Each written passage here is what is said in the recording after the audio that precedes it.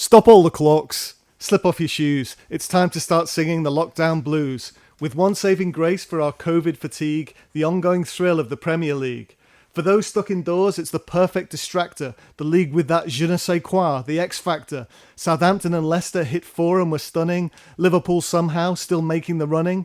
And Tottenham, could they now be title contenders? There aren't many better amongst the pretenders. Chelsea perhaps, after shrugging off Burnley, and nobody's writing off City this early.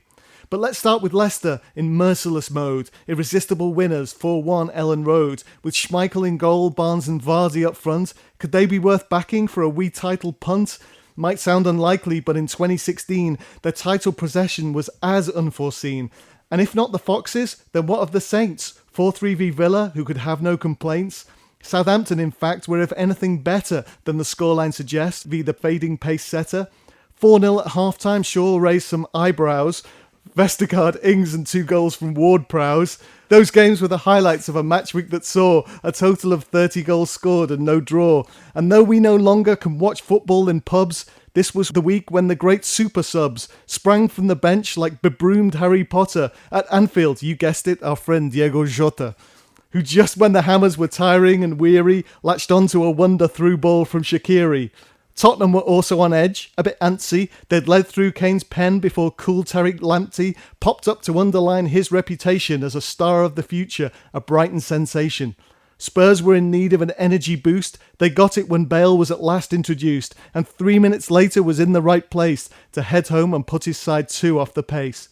United could do with some of that star power. Once again, they looked just a little bit dour. A blunder from Pogba and Arsenal could cheer a first win at Old Trafford in 14 long years.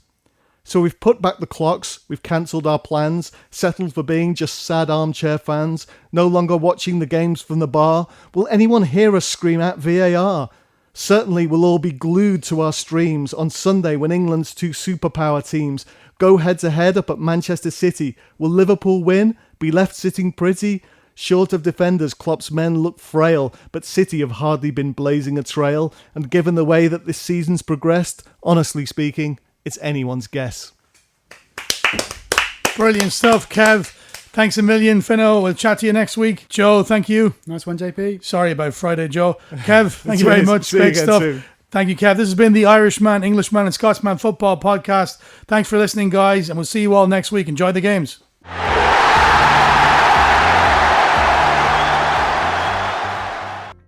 Thank you for listening. If you'd like to hear more of our podcasts, please click on the red subscribe button on the bottom right-hand side. Thank you.